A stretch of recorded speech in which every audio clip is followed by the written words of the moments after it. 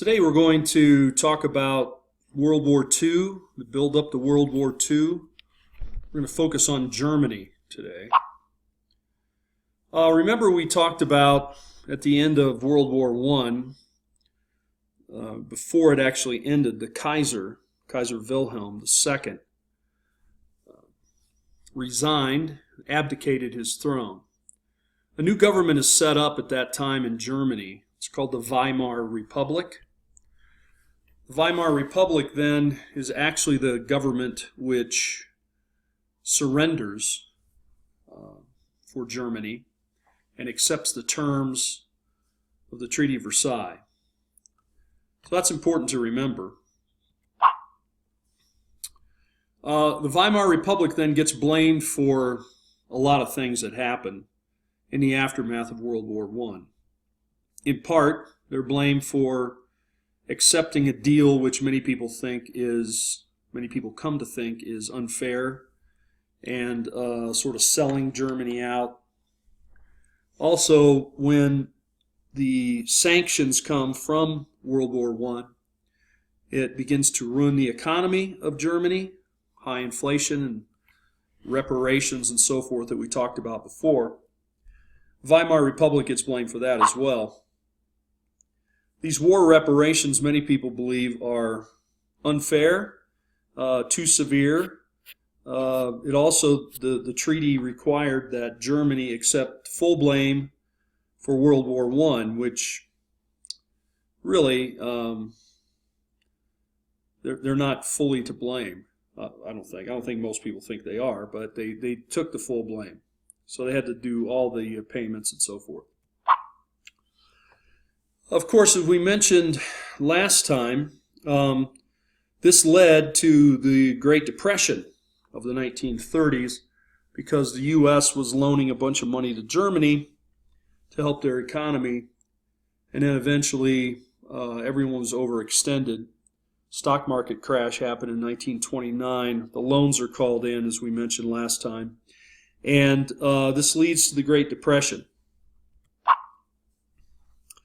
Now, it's at about this time then that an individual who comes on the scene in Germany who offers answers for the German people. Answers to these questions. You know, Germany had been the most powerful economy in Europe prior to World War I. Now it was the worst economy. Germany had been powerful in military, powerful all the way around. Now they were very weak and strapped with sanctions and so forth. Adolf Hitler is going to come on the scene and offer solutions. So we have the Weimar Republic, which is officially in power. The president of the Weimar Republic is the man pictured here. We'd mentioned him before, General Hindenburg. General Hindenburg was a World War I hero for Germany. And so when the Weimar Republic comes, he becomes the president, sort of the figurehead of the Weimar Republic and for Germany. So Hitler, we want to talk about the coming of power of Hitler. Hitler was actually not born in Germany. He was born in Austria in 1889. So in fact, we might say not a German, technically. So technically not a German. However, of course, Austria is German-speaking. Hitler spent several years in Vienna, even though that was not his hometown.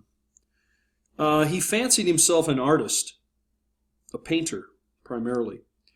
And he even applies eventually to the Art Academy of Vienna.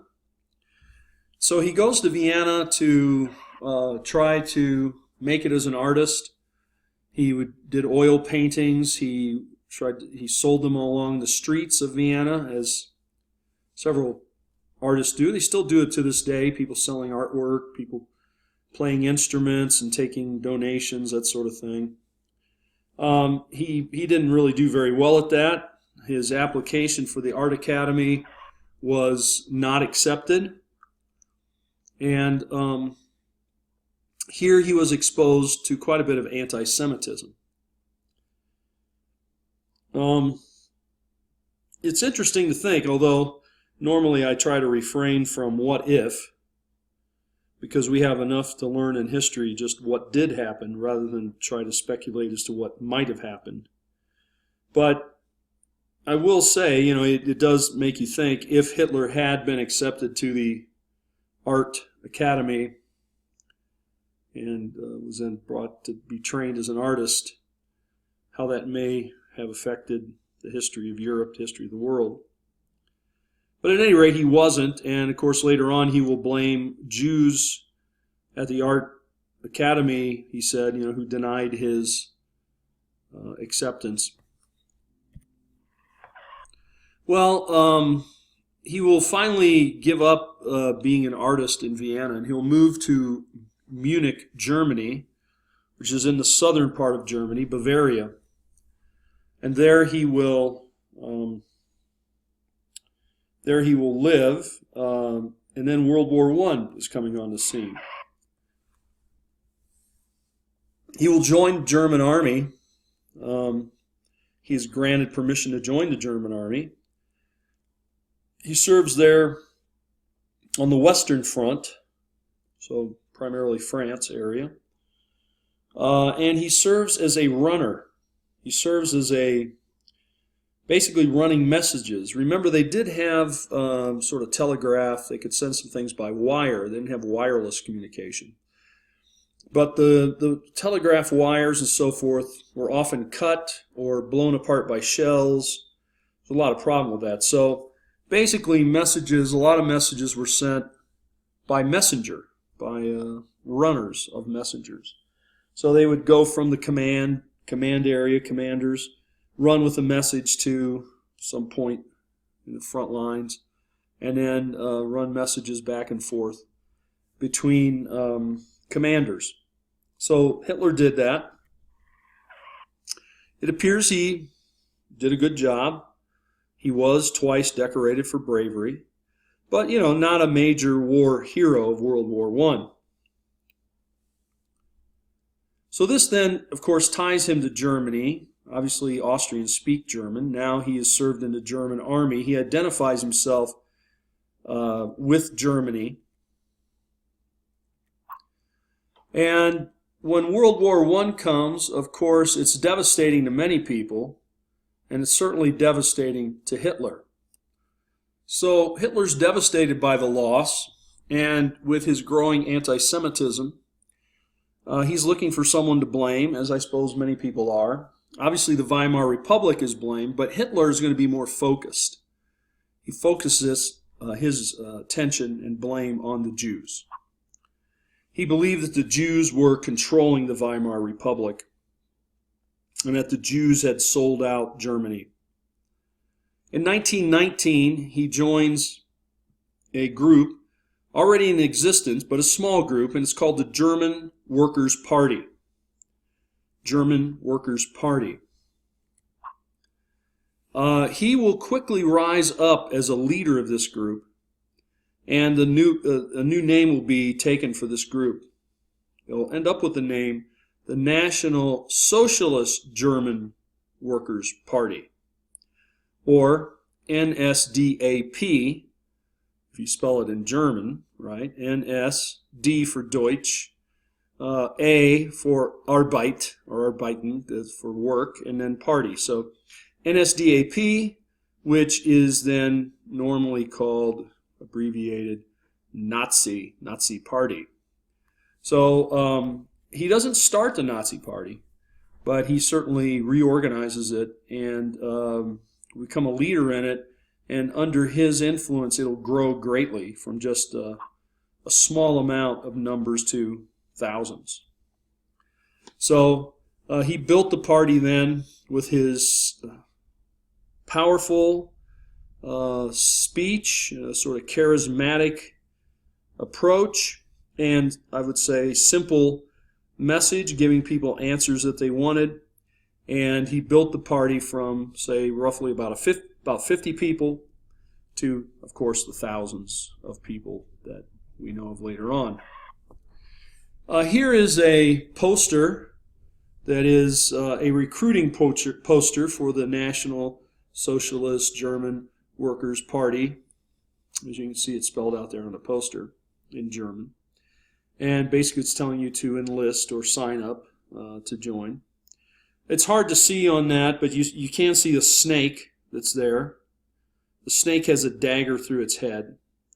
And what's radiating off of the body of the snake are names of those mostly leaders of the Weimar Republic and, of course, most of them Jewish leaders of the Weimar Republic. So basically, this is to symbolize the Weimar Republic is like a snake, and the leaders of it, who are Jewish, are the ones who have led to the demise of Germany.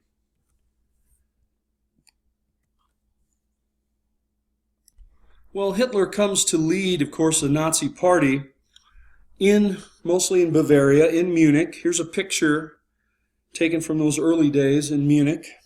You see Hitler on the left in lederhosen, along with the guy who is sort of seated on the table.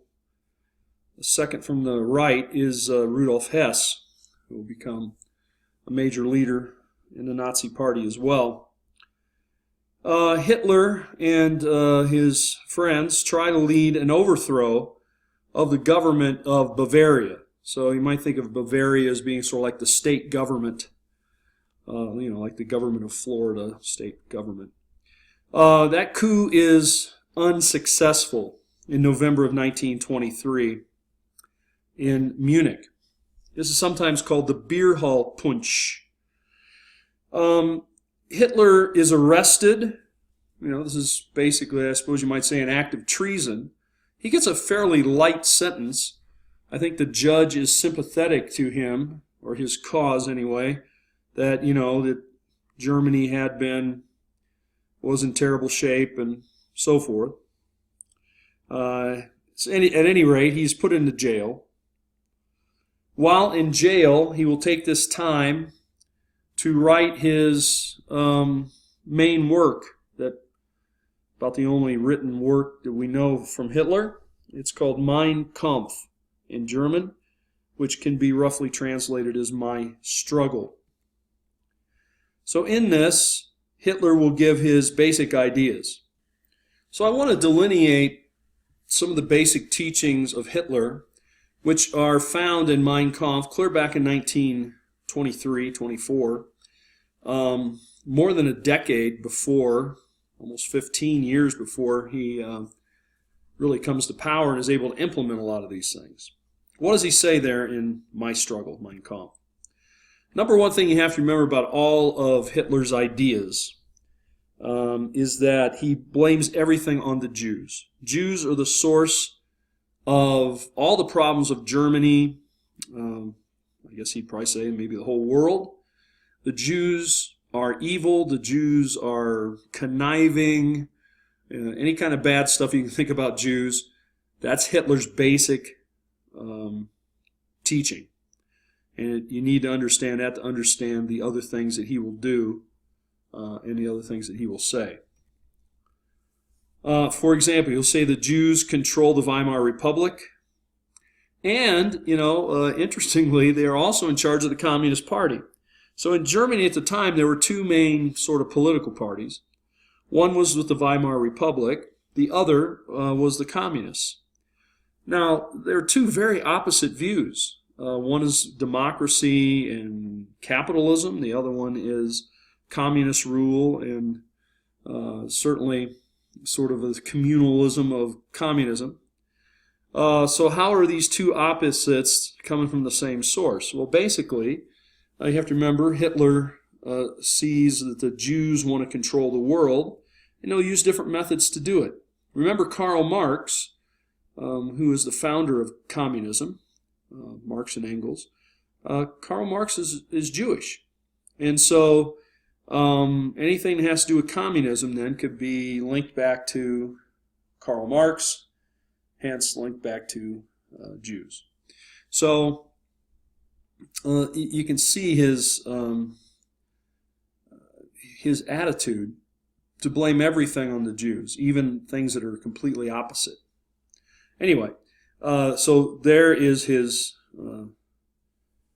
one tenet about the Jews, and of course the second part about the Jews, not only that they control things and that they want to have power, but they're inferior, an inferior race. The superior race is the Aryan race, and of course the German people are from good Aryan stock, good Aryan people, and so this becomes not only, you might say, religious, it's really racial. It's a racial stereotype, racial discrimination that he has. And he really believes that Germany, that the Aryan race, and I think he would even send to say it to the world, was in a struggle with the Jews. The Jews are trying to take control of the entire world. And so, of course, he's going to say we need to stop them. We being the Germans, we being the Nazi Party. We need to stop the Jews because, we have discovered what they're up to. Other people don't know this. We need to let people know and stop them now. So that's the first principle, sort of anti-Semitism. The second sort of big principle of Hitler's basic ideas is Romanticism. We talked about this earlier. But Romanticism is the idea of exalting rural life, of being opposed to urban life and factories and mechanism. And so for Hitler, he identified the countryside with the good Aryan stock of people, the farmers and those who worked off the land, noble people. The people in the city were all questionable, many of them questionable, many Jews and others, factories, capitalists, communists, Jews are there. So where do we need to turn? We need to turn to the rural countryside to get in touch with our Aryan background. And to do this, part of the problem was Germany was getting too crowded. Germany didn't have enough room, enough living space, enough Lebensraum. So Germany needed to obtain Lebensraum, or basically more territory, more rural open land. Where are they going to find that? They're going to find that by going to the east. Land from Eastern Europe, which of course could be taken, subdued, taken from Slavic peoples. And of course, Slavic peoples were also inferior. Anyone who wasn't Aryan was inferior. Of course, the Jews got the brunt of a lot of this, but the Slavs were also considered to be inferior people, as were people like they were called gypsies and so forth. Many groups were sort of targeted by the Nazis, besides the Jews, and so we might get a chance to talk about some of those.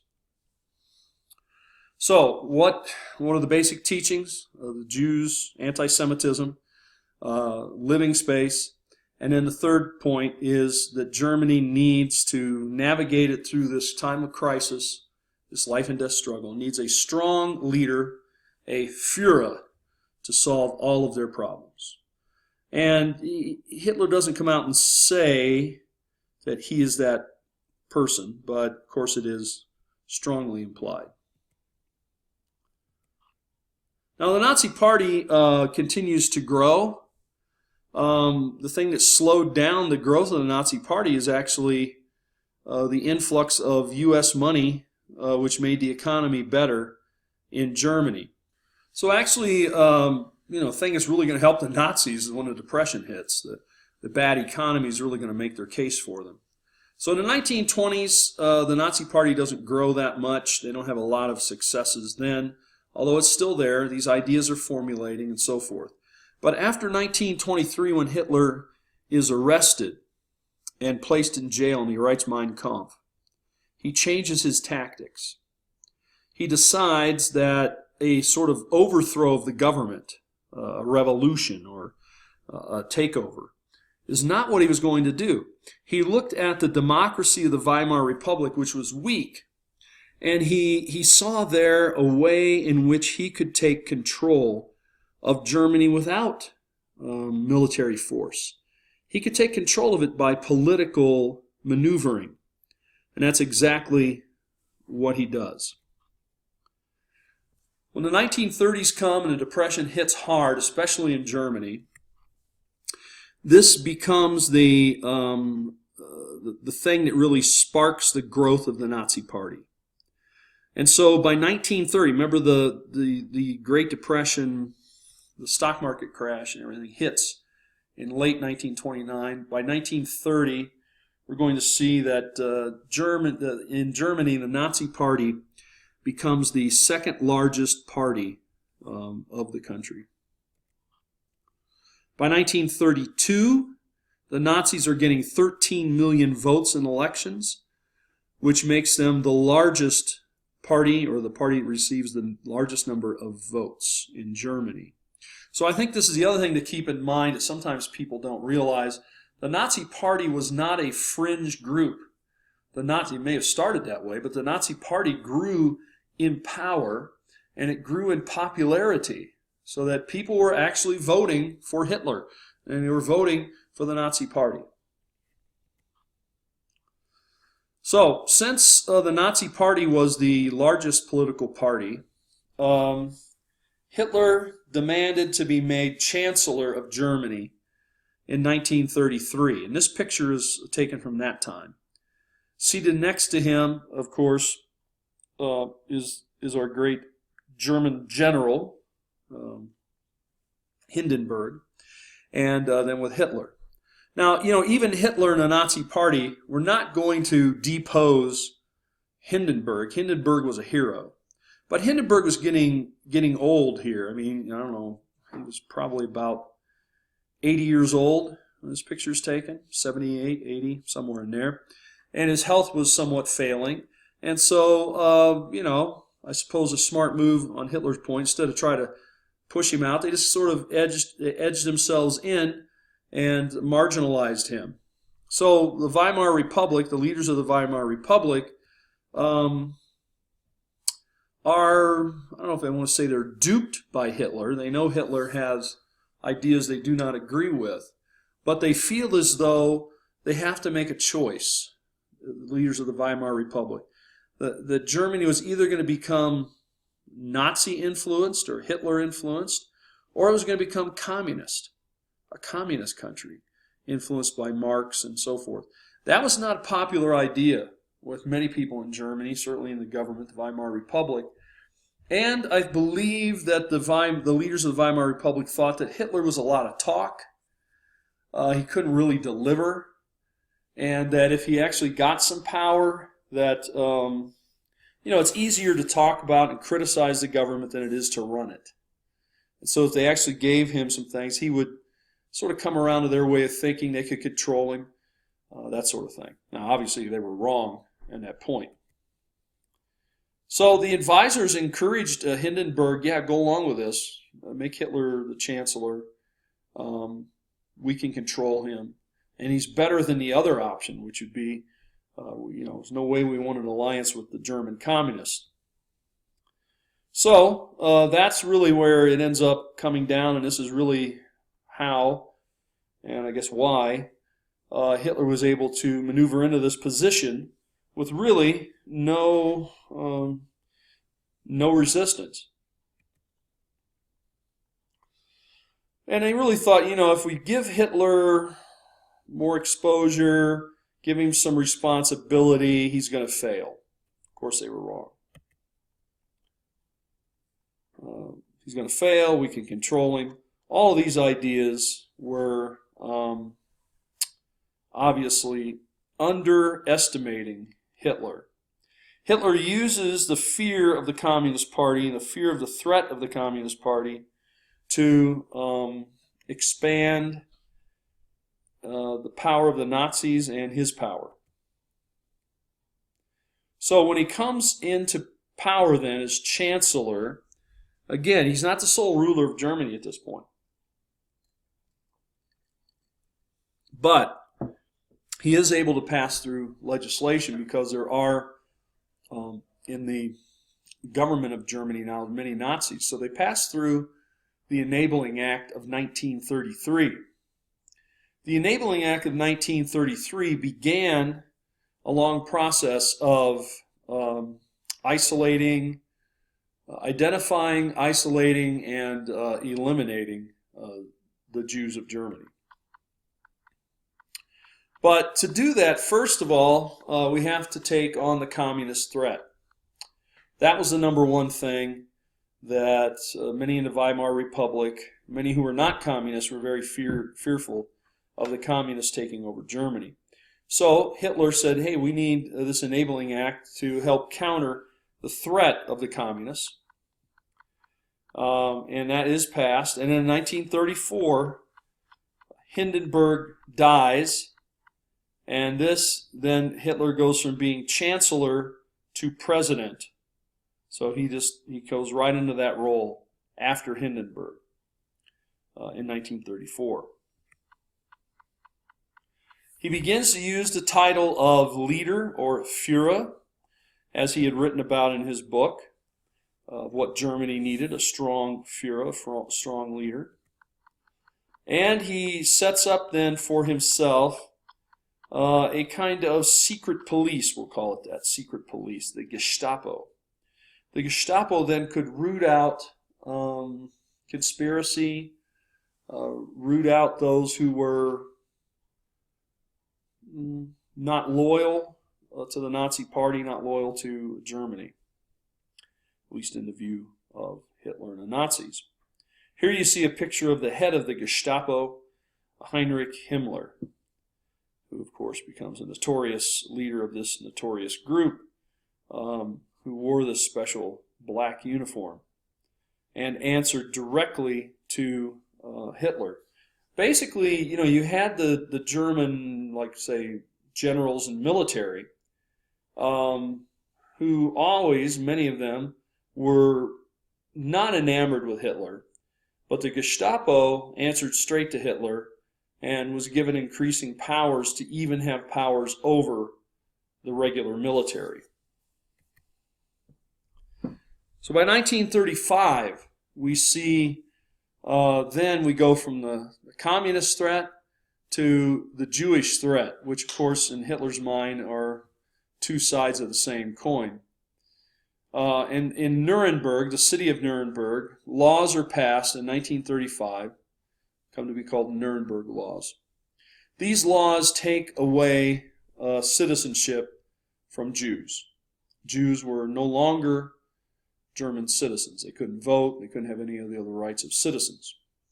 And the Jews then were identified by a yellow star.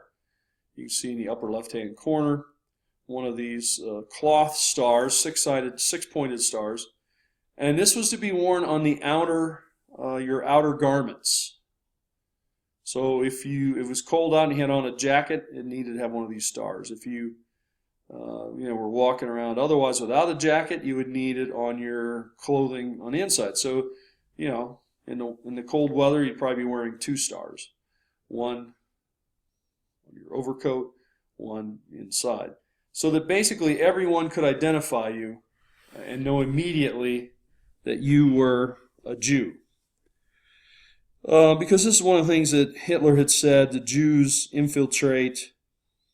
They become hard to identify and separate from Germans and so forth. So this was the first process, identification, labeling of the Jews. They're forced to wear this six-sided star, the Star of David. In 1938, there was a systematic discrimination against the Jews in various ways that take place. They're barred from public places, so restaurants, theaters, swimming pools, anything like that, even public schools. So the children are taken out, Jewish children are taken out of the German schools. And then what has to happen is that the Jews have to set up their own school, their own restaurants, their own theaters, so forth. Then by 1938, there is a concerted effort on November 9th, 1938, to strike terror in the Jews. The Jews are basically being forced to live in the same part of the city. So if they live somewhere else, they're forced to move to this part of the city. We get the term ghetto or ghettoization of the Jews. Ghetto just means an ethnic group that lives in the same area, but the Jews were basically forced to relocate.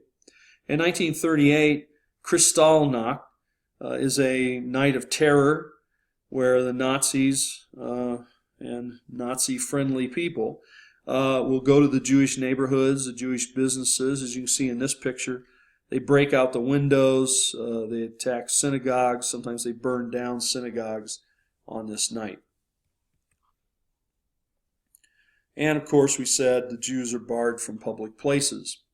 Now, all this is going to lead to the Holocaust, and 6 million leads to 6 million Jews being killed during the World War II period. The book Night gives a description of one Jewish family, especially one Jewish boy, in his journey through the Holocaust. So I encourage you to be sure to read that soon to prepare for the test that we have over it. Well, Lebensraum, living space. Hitler has plans, so sort of internally he is labeling, identifying Jews, begins to relocate them into neighborhoods. But externally, he wants more land. So he begins to organize his military, even though by the Treaty of Versailles, Germany's not allowed to have a military, but Hitler pushes forward these plans anyway. And he begins to rearm the German military in violation of the Treaty of Versailles. And he has plans for expansion, especially to the east, places like Poland, Czechoslovakia, especially those would be areas first he would be targeting. But there is an area that is really a part of Germany, which has been, as if you remember earlier we said, was occupied by the French so that they could be reimbursed the money that they felt they were owed because Germany was blamed for the war. And you remember when the Germans couldn't pay it, the French occupied the land along the Rhine River, the Rhineland, and Hitler is going to take that land back, make it German land. Well, he's sort of testing the British and the French. What are they going to do? I mean, Hitler's an obvious violation of the Treaty of Versailles. He's arming a military, which he's not supposed to do. He is forcing the French out of this territory, which technically he's not supposed to do.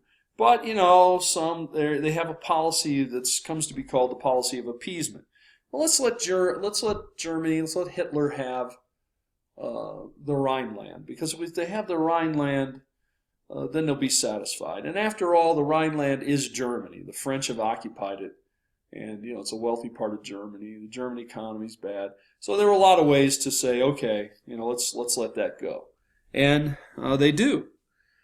Hitler takes this as not a sign of being gracious or something, being nice to him or whatever, kind. He takes it as a sign of weakness, and then he believes he can move things further along, which of course he does. Another way that he tests his military and sort of tests things, the will of the British and the French and others, is that at this time there will be a civil war beginning in Spain to overthrow the monarch and to bring in a leader in Spain. His name is Franco. So Franco and his forces, Franco's a fascist, Hitler is a fascist, and you see pictured here Hitler in the center, and on the right screen, to the left of Hitler, on the right screen, is Mussolini, the fascist leader of Italy. So Italy and Germany test out their troops, their weapons, and their tactics by helping out the Spanish leader, Franco. And we actually see an agreement formed between Italy and Germany in 1939 called the Pact of Steel, which was to link them together should eventually warfare hit Germany and or Italy. Now, officially, what happens is that there is a, as I don't know if I've used this term before, but this idea that you would let the Germans sort of have what they want, and that would satisfy them. That's called the policy of appeasement. So here you see a famous picture of Hitler and of the British leader, Chamberlain. So this policy of appeasement basically would go something like this. Let's give Hitler a few things, small things. That will appease him, that will satisfy him, and we will avoid another war because Britain, certainly Chamberlain, a lot of people in England did not want another war. And this is a way that we can do that. So this idea of appeasement is often brought up in later history where you have a unpopular and powerful leader who wants things, and people say, well, let's give them this in a treaty, let's do this or that. They're saying, oh, you're trying to appease them, and we see how that works with Hitler. Basically, it doesn't work. So this all comes out of an agreement in 1938 in Munich, the Munich Conference, where the French leader, the British leader, and the German leader, Hitler, come together, and they hash out, sort of work out a deal. And so basically they give Germany land, or they turn land over to Germany. They've already re-fortified and taken control back of the Rhine area, the Rhineland. But now they're going to give them the Sudetenland, which is a part of Czechoslovakia. Why? Because the people of Sudetenland speak German. And Hitler says, you know, these people don't want to be a part of Czechoslovakia.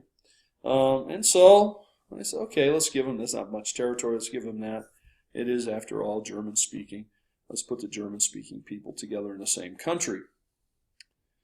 So as Hitler senses that they're weak, that they don't want war, and you know they want to really do anything to anger him so that he will cause a war, this will lead then to the annexation by Germany of Austria.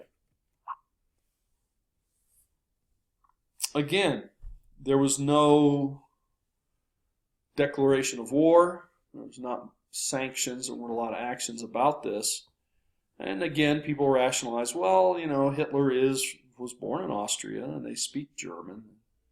So basically, it made its way into German hands. Then in March of 1939, he took the rest of Czechoslovakia. You know, he had gotten a small part of it in the Sudetenland, then he just takes the rest of Czechoslovakia in 1939. So here we see the map of the German territorial territory and territorial gains made prior to World War II. We think about Germany getting bigger after World War II, potentially. I mean, they take over more land and then they lose the war. But they're actually increasing their land before the war ever begins. And you see that pictured here. So notice the territories along the Rhine on the left side of the screen, and the Ruhr River over here. This is the territory which the French had sort of taken over. The Germans pushed them out here. Then, of course, comes Austria, the Anschluss, down here in the south, again German-speaking. Then the Sudetenland, and then, of course, much of the rest of Czechoslovakia. That, along with East Prussia, the Germans had already added a significant amount of territory prior to the war. Well, then finally the war begins. Germany decides to keep moving. Let's keep moving. We're on a roll. We got Austria, we got Czechoslovakia, we got the Rhineland. Let's just keep going. Let's get our real goal. Let's get Poland. So they move into Poland September 1st, 1939. Here you see a photograph, obviously taken, staged by the Nazis. And in German up above it says, Danzig greets its Führer, or his Führer. So the people of Danzig greet their Führer. I don't think the people of Danzig made up that sign in nice German letters and put up those Nazi flags. But nonetheless, Hitler takes over Poland quite easily. Poland, as I said, was a fledgling sort of democracy. They didn't have a strong military. In fact, they went out and fought the Nazis many times on horseback and with really outgunned. And it was easy for the Germans to invade Poland and take it over. When that happens, that's sort of the final straw, I guess we would say, for the British and the French. And so 2 days later, they declare war against Germany. Well, following these successes, and now war was declared, Hitler decided just to keep moving. And so he will very quickly then, in the spring of 1940, invade both Denmark and Norway and add that to German territory. He's going to use a technique which they label Blitzkrieg, which means lightning war. Blitz, lightning, Krieg, war. This is to use a large forces, move quickly, overwhelm your enemy. Using the same technique, in May, after April and May, they invade the Netherlands, Belgium, and then France. And so we see once it begins, it moves quite quickly. The way that they entered France was through Luxembourg, because Luxembourg was a very tiny but neutral country that no one was supposed to move military forces through there to not stop the Germans. This is a way in which they could invade with a sort of surprise attack, move their forces through quickly, and they hoped to avoid anything that, like what happened in World War I, and they did. We'll see then that France will quickly surrender to Germany and be overwhelmed by the Blitzkrieg. And so here we see, after the Germans have taken over, we see signs put up on the Eiffel Tower,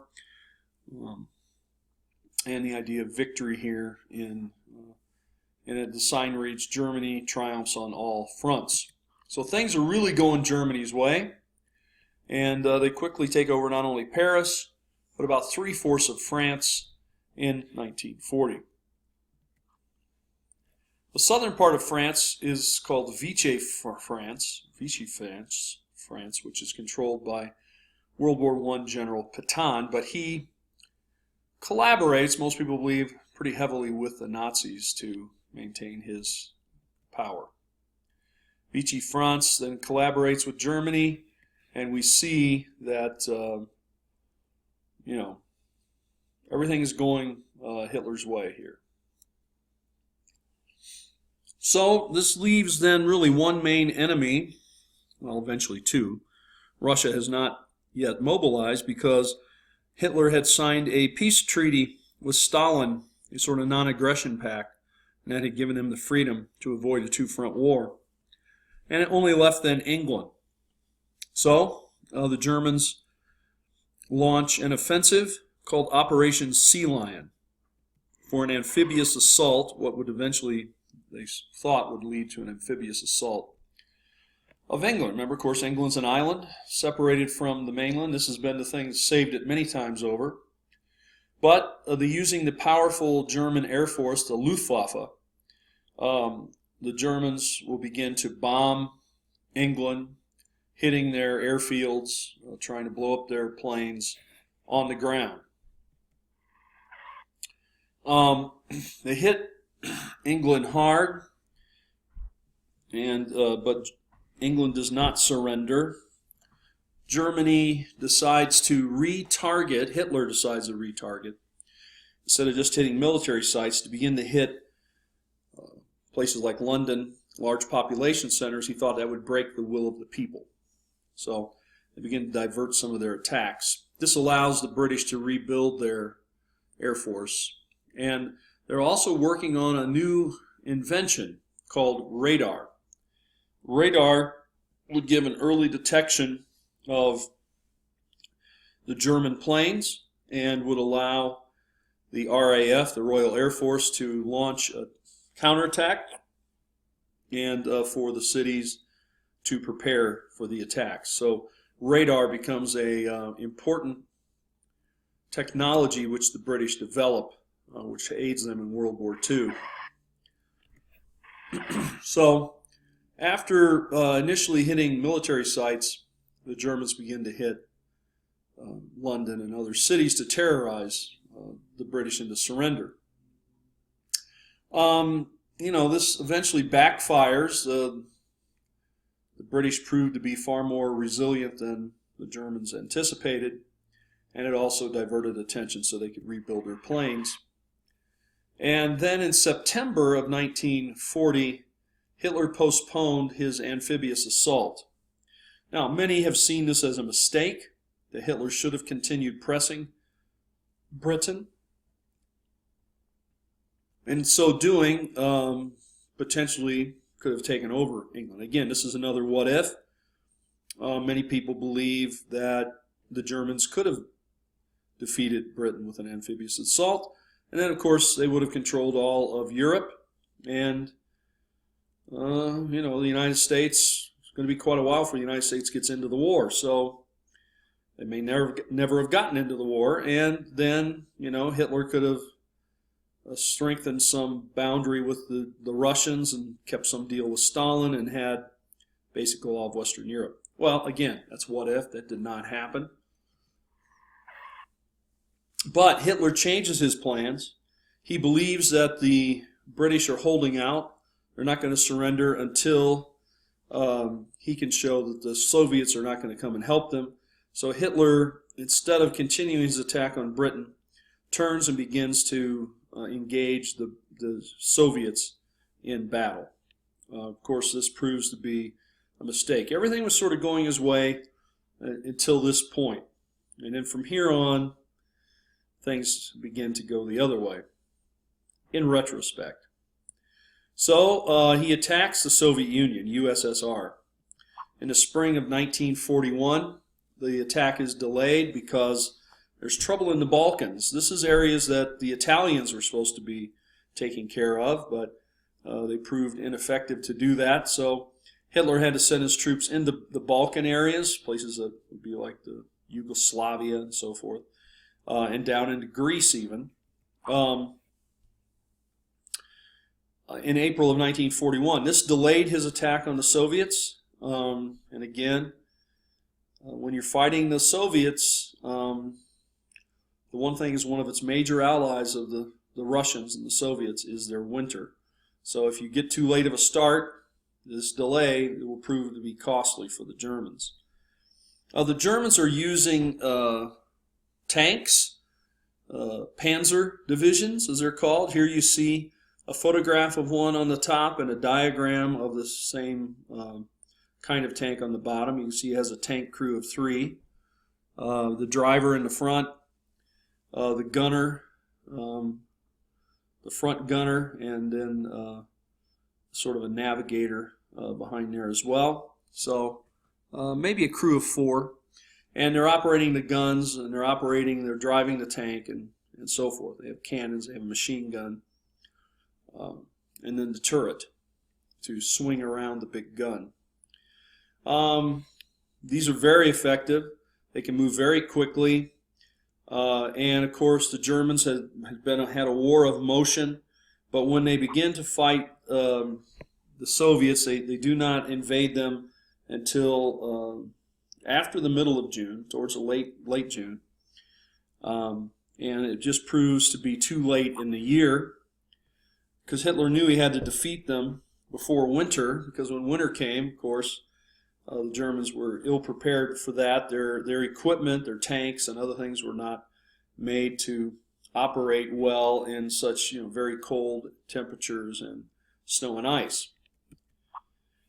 But the Germans were stopped in November by advancement, by an early winter, and by very resistive very resistive Soviets at Stalingrad. And so then this will mark a turning point in the war. And we'll pick up our discussion of World War II again next time.